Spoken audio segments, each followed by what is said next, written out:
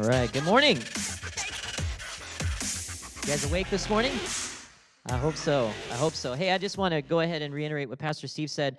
Immediately following this, we'll take like a 5-10 minute break, and then we'll go straight into our annual meeting. And it'll be quick, but I'm excited to share some really cool things.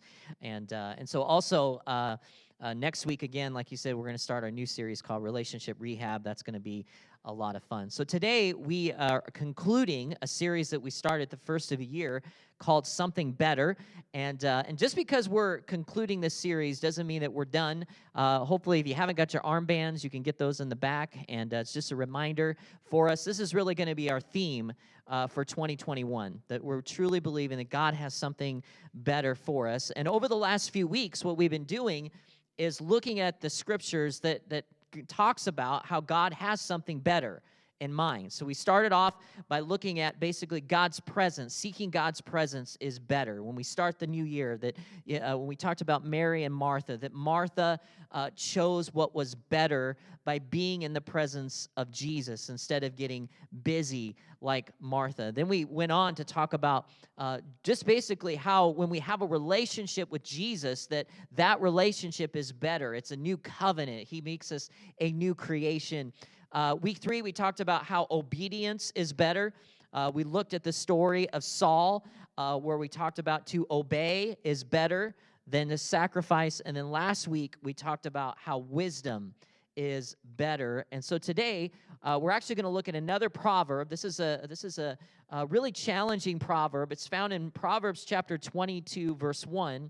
And here's what it says this morning. It says, "A good name is more desirable than great riches. To be esteemed is better than silver or gold." And this is a challenging verse. A good name is to be more desirable than great riches. To be esteemed is better than silver or gold. Today I want to talk about how a good name is better. A good name is better. This morning I'm going to put up some pictures on the screen, and when this picture comes up on the screen and I say their name, I just want you to kind of keep in mind, what is the first thing that comes to your mind when I say this name or you see their picture? Let's go ahead and give the first one here. This is Billy Graham, okay? Just keep it in your mind. What is the first thing that comes to your mind when I say the name Billy Graham or you see his picture, okay? Just keep that real quickly. Here's the second one this morning. This is Mother Teresa. Mother Teresa. What's in her name, okay? Let's go ahead and go to the third one. This is Dr. Martin Luther King Jr. Just think about it for a minute. When you say that name or see his picture, what comes to your mind, okay? And I got one more. This one's not so good. When I say the name Adolf Hitler, what comes to your mind, okay? Now, here's my point this morning. My point is this, is when you say a name, sometimes we automatically think about what they are known for, okay? When you say a name, sometimes we think about what they are known for, okay? So, for example, we can go back, Billy Graham. What is Billy Graham known for? Evangelism, right? Crusades, the gospel. Billy Graham has seen many, many people come to know Christ, right? During his lifetime, right? So when we think of Billy Graham, that's what I think of. I think of evangelism. I think of salvations, people coming to know Christ, okay? Let's go ahead and go to the next one again. When we say the name Mother Teresa, what comes to my mind is compassion, reaching out to the poor, the sick, right? Those who are considered that a lot of people wouldn't reach out to. She went to different areas of the world where nobody would want to touch, and she went into those areas of the world and showed compassion. She was known for her compassion. Let's go ahead and Dr. Martin Luther King, I think of racial equality. I have a dream, right? That will judge a person not by the color of their skin, but the content of their character, right? And so that's what he was known for. When we say that name, that's what we think about. Now, this one's a little different, right? When we say the name Adolf Hitler, probably you didn't have good feelings inside. I hope not. You didn't have good feelings inside of you because you think of concentration camps. You think of the destruction of Jews, and think of Germany, and all these sorts of things may come to your mind. But here's my point this morning is when we say a name, that's usually what comes to our mind, what they are known for. I know some of these are an extreme this morning, but just think about that for a minute. When you think about people in your circle, people that you know, and when you think of their name, sometimes you just automatically think what they're known for. Some people are known for always being late. When you think of their name, you think of that person and say, well, you know, the party starts at 2, but don't expect they're not going to show up until 4. Right? That's what they're known for, right? Or somebody at work, maybe their name, you think of their names, man, they always have the juicy gossip. They've always got a story to tell, right? Here's another one. Sometimes you say a name, they're known as a flirt. Boy or girl, doesn't matter, man, woman. You think of them, you say their name, you say, man, that person is a flirt. Some people are known as a jokester. They're fun at the party, but they're probably not good to be a part of your team at work, because they're going to mess around. They're not going to get things done, right? Maybe they're known as a jokester. Some people are known to be hot-tempered. They're going to lose their cool. Some people are known for their crazy social media posts. You say their name and you think, oh, man, they're going to post that again. Right? Some people are known to be talkers. You just know when you're going to get in that conversation with that person, just don't expect to say much. Just nod your head and smile, right? You get the point. When you say their name, you think, oh, yes, that's what they are known for. Let me ask a sobering question, though, this morning. What are you known for? When people say your name, when they think of you, what are you known for? It's a sobering thought. That's why this proverb is so powerful this morning. We talked about this last week, that Solomon, God gave Solomon great wisdom, and he wrote many of the proverbs. And in this proverb, Solomon wrote, he says, I would rather have a good name.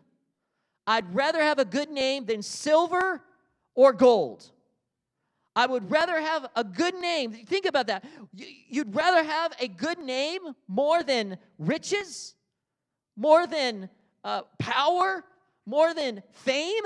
Psalm's like, yes, I would rather have a good name, right? A good name is your reputation. Another way to put it is your integrity. Your integrity. A good name is your reputation. It's your integrity. Contractors talk about this, talk about integrity. If you have 2 pieces of steel, and they may look exactly alike on the outside, but one may lack integrity. Why? Because it may not be able to handle the stress under pressure. It can't handle the weight, right? And so they say, well, this steel lacks integrity. This is what we're talking about this morning. When we're talking about a good name. We're talking about integrity. We're talking about character. We're talking about our reputation this morning. There's an interesting story in the Bible that I've read this hundreds of times, but as I was studying this week, it just came out to me, and I've never noticed this before. And this is a story of when Jesus was calling one of his disciples. And when we think of the disciples, we all know that there's 12 of them, but sometimes, and even myself, to try to name all 12 of them can be very difficult. We usually think of Peter, we think of John, we think of James, sometimes we think of Thomas because doubting Thomas, and we think of Judas because he betrayed Jesus. But today I want to look at another disciple named Nathanael. This is an interesting passage. It's found in John chapter 1, starting at verse 43 through 47. And we're going to read this here today, and everything's on the screen as well, but if you want to follow along in a Bible, here's what it says.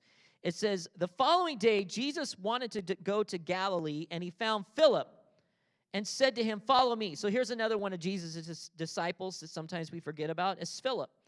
And Philip was from Bethsaida, the city of Andrew and Peter. And Philip found Nathanael and said to him, we have found him of whom Moses in the law and also in the prophets wrote, Jesus of Nazareth, the son of Joseph. And Nathanael said to him, "Can anything good come out of Nazareth?" Philip said to him, "Come and see." Now here's verse 47 that has really stood out to me that I've never seen before. And Jesus saw Nathanael coming towards him, and he said to him, "Behold, an Israelite, or a true Israelite indeed, in whom is no deceit." In whom there is no deceit. So just kind of recap a little bit. So Philip has found Jesus, and he goes to Nathanael and says, "We have found the Messiah, the Son of God, and he is from Nazareth." And I love Nathanael's response, because you talk about reputation.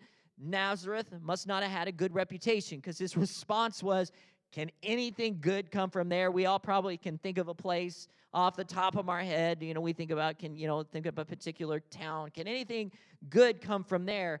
And I love Philip's response, because Philip's response is, "Come and see," which is a great, I just think that's right there. I could preach a whole message on evangelism.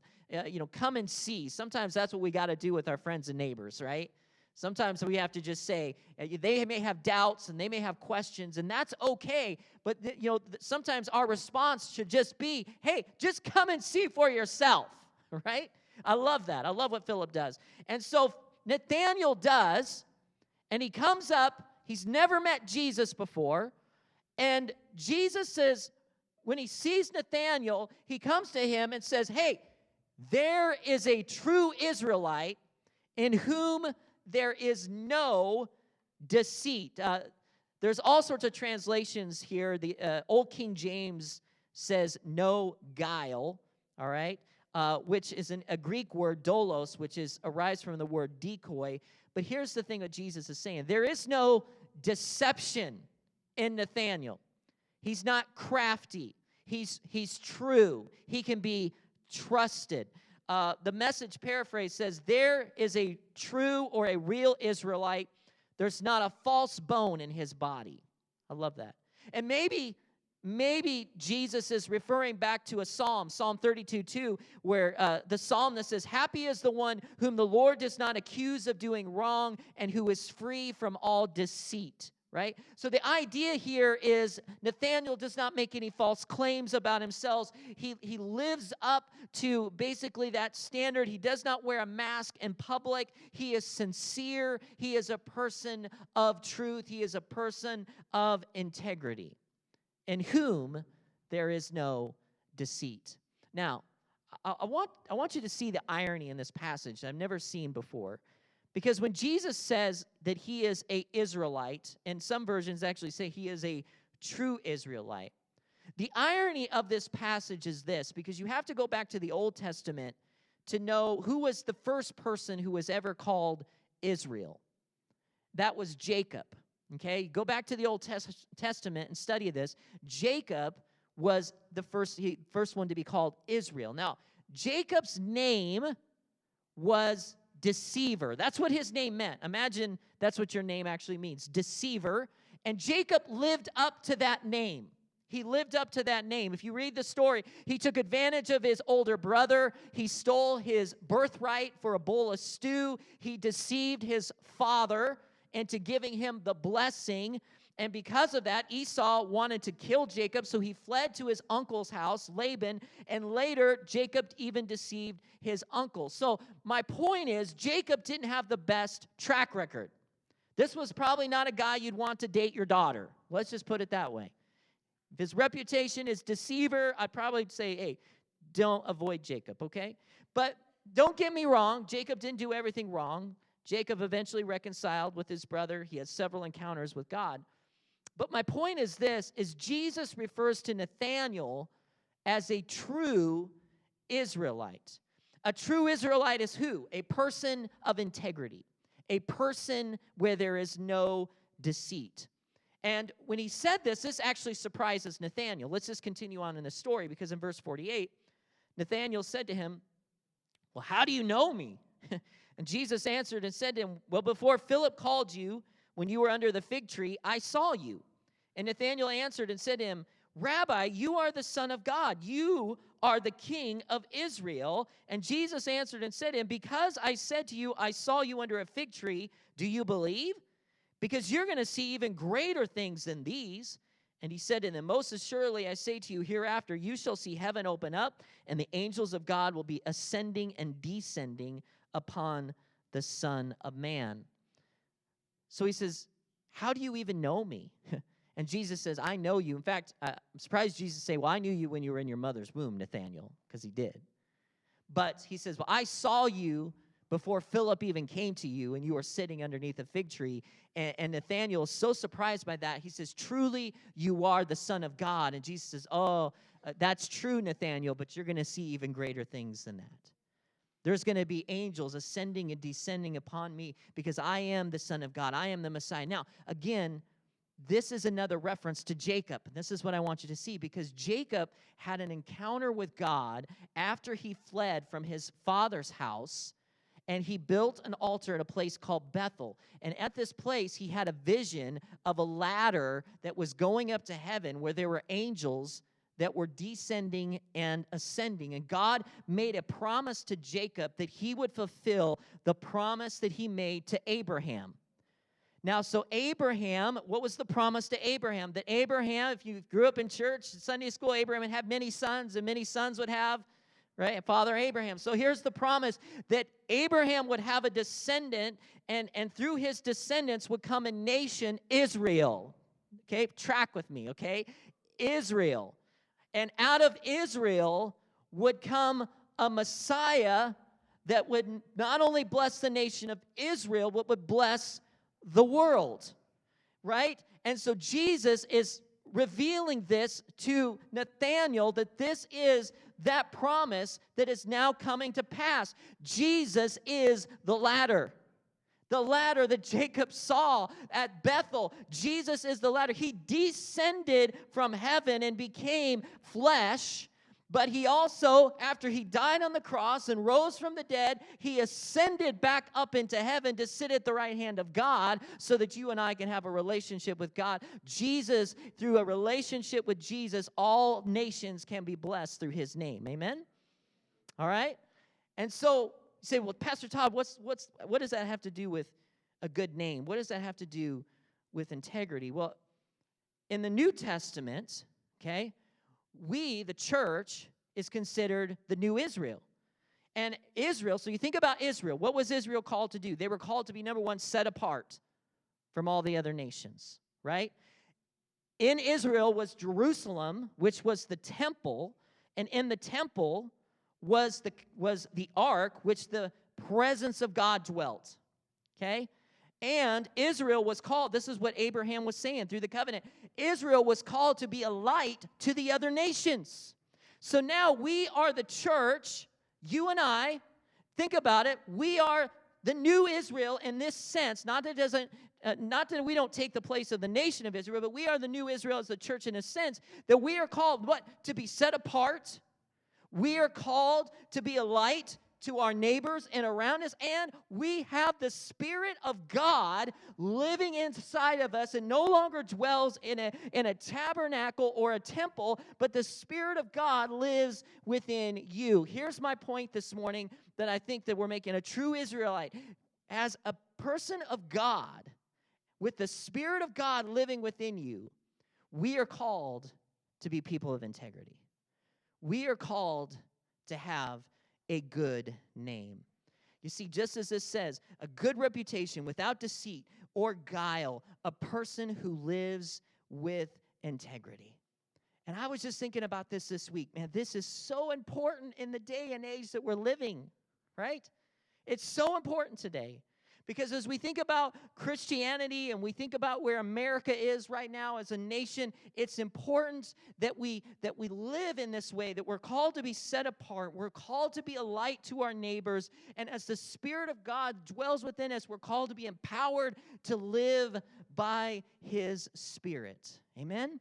This is so important today because George Barna did a poll here not that long ago, and we're just asking people randomly when we talk about a name, okay, we talk about a name. And so they just said, when you hear the word Christian, what comes to your mind? When you hear the word Christian, what comes to your mind? And some of them were positive, caring, hopeful, friendly. But then there were some that were not so good. right? Narrow-minded, hurtful, racist. The number one answer was actually political. That was the first thing that came to people's mind when they heard the word Christian. And I know that sometimes polls are polls, and it depends who you ask and all of that. But here's my point this morning, that as believers of God, what do we want to be known for? What do we want to be known for? What do we want to be known for? I heard Andy Stanley say this once a long time ago. It's always stuck with me. He says, I want to be known more for what I am for than what I am against. And I've just thought that's always been so powerful. Not that we're not against certain things, not that we're not against things that are unbiblical or immoral, but what his point is when people think of us or people think of me, I want to be known more for the things that I am for than the things that maybe I'm against. And this is where Proverbs 22:1 comes in, where it says, a good name is more desirable than great riches. To be esteemed is better than silver or gold. If you're taking notes this morning, these are just three things that came to my mind this morning when I was thinking about what do I want to be known for as a Christian, as a believer in Christ. And here's the first one. I want to be known for my love.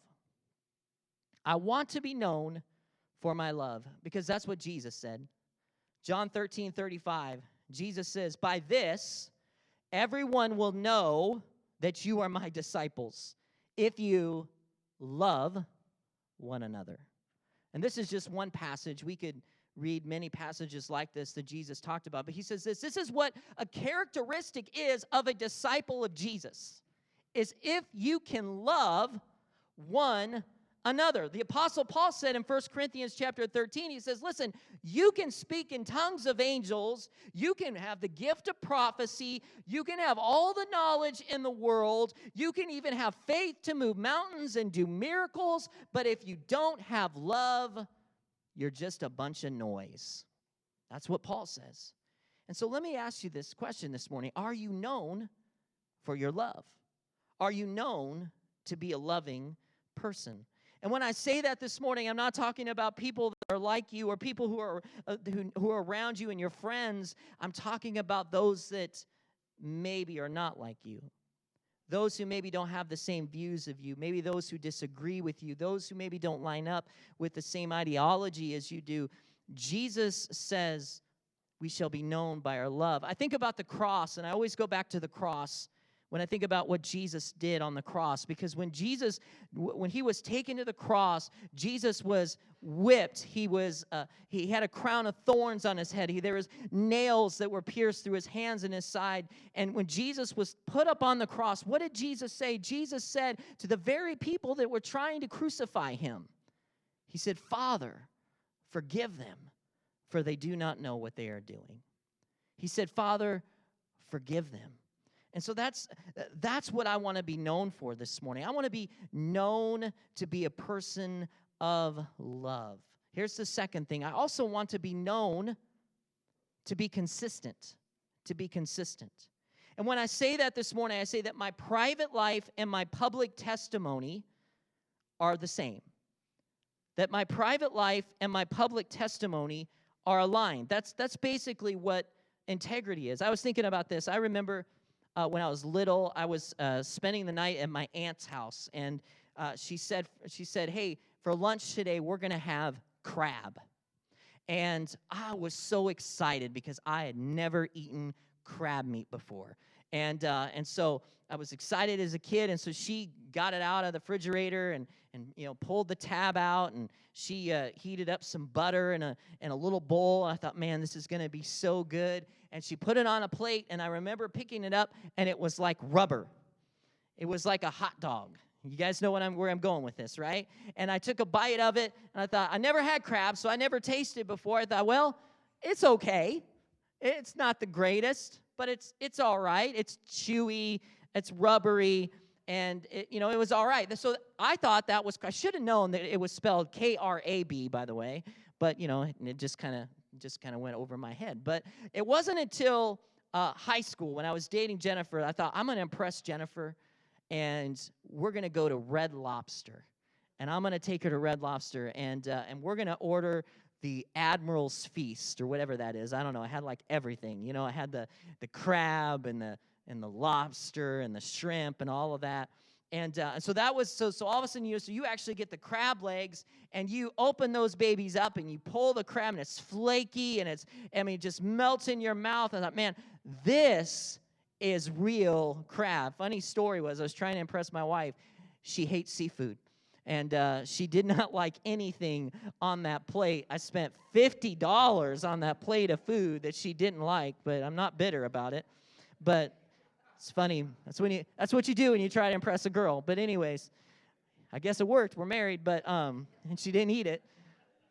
And then the funny thing is I was gonna take it home and try to take it home, and then her uncle was the waiter, and then we got in a conversation with him. Then we left it on the table and said, $50. I left that at the restaurant. But anyways, crab is now one of my favorites. I only get it once a year because my wife hates seafood, but I get it on my birthday or Father's Day, usually one of the others. But anyway, so but it's one of my favorites. I love crab, and so it wasn't until later I found out what was I eating back at my aunt's house. It was imitation. Right? It's just like chicken wings. If you're having boneless chicken wings, they're probably not really chicken wings. Just saying. But so imitation, right? It was an imitation. And this is what I'm talking about this morning. We talk about integrity. There's no imitation, nothing fake. And listen, this doesn't mean that we're perfect. Follow me. This doesn't mean we're perfect. No one's perfect except for Jesus. It just means that we walk with consistency. Because have you ever been disappointed when you look at somebody from afar, and then when you get close to them, you say, man, I really want to get to know them, and then when you actually do get close to them and you know them, you're disappointed? Yeah. I remember one time I respected this leader one time and thought, really thought this was a person I wanted to get to know, and so we were on the golf course, and on the golf course, man, he was cursing like a sailor. Let's just put it that way. And he was getting mad at every one of his shots, and he threw his golf club and everything. And listen, I just walked away from that and said, whoa, that was an experience, And so it's like, that wasn't the person that I thought he was going to be, right? Now, doesn't mean we don't have bad days. And listen, please understand, I'm not talking about perfection. And we all have bad days. But here's the thing. When we have a bad day, here's what we need to do. We need to apologize. And when you mess up, don't be afraid to say, hey, I blew it. I shouldn't have did that. I shouldn't have said that. I really messed up there. And you know what? People will respect you more, right, when you admit your faults than just ignoring that they're there. I pray today that I want to be known for my consistency. And here's the last one this morning. I also want to be known to inspire others to follow Christ. I want to be known to inspire others to follow Christ. I love what Paul says in 1 Corinthians 11:1.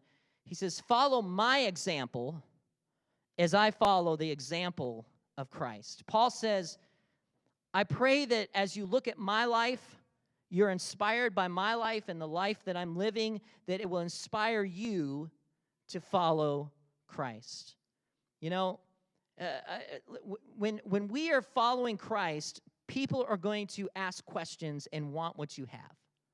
And especially, I've just been thinking about this, especially through this pandemic, through everything that's been happening this past year and what's been happening in our nation, people will come to you and say, let me ask you a question. Why aren't you so in fear? Why are you not stressed out? Why do you have peace in your heart when everybody else doesn't? And that's an opportunity for us as Christians to say, let me tell you why. It's because of my relationship with Jesus Christ. And maybe today you don't feel like an inspiring person. You say, well, I'm not Billy Graham. I'm not Mother Teresa. I'm not Martin Luther King Jr. But listen, God has called you to be you. And you can still be inspiring. Think about the people that inspired you the most in your lifetime. Who inspired you? Was it a coach? Was it a teacher? Was it a parent? I shared this last week about mentors in my life, and I want to share this story that when I started going to youth group, the person that inspired me the most to follow Christ was my youth pastor. It was my youth pastor. And when I first, again, my dad passed away when I was 13, and so he kind of stepped into that role. And I remember that what he would do is he had such a heart and compassion for the hurting. And so he would take me, he'd come pick me up in this old Dodge car, and just, I mean, it wasn't, I don't even know, it was a dump. But anyways, we get in this car, and we go to downtown Des Moines, and there was apartment complexes there, and we would go door to door, we knock on people's doors, and we tried to get kids on a bus to go to church. And I remember one Saturday, we go on Saturdays, and I remember there was this one lady, she answered the door, and her baby was naked, and she's crying, and she's saying, listen, I don't have any diapers for my baby. And I remember as soon as we got done talking to that lady, we hopped back in his car, we ran to the closest store that we could find, and we bought a big old box of diapers. We went back to that apartment complex to give this woman a box of diapers, and she was just tears streaming down her eyes, just so grateful for what we did. And it affected me. I remember we started not only bussing in kids, but we also started picking up teens for youth group. And the youth group started growing. We had about 100 teenagers in our youth group. And you got to understand, so you have the church kids that grew up in church, and then you have this other group of kids who didn't, who are coming from rough neighborhoods and rough homes.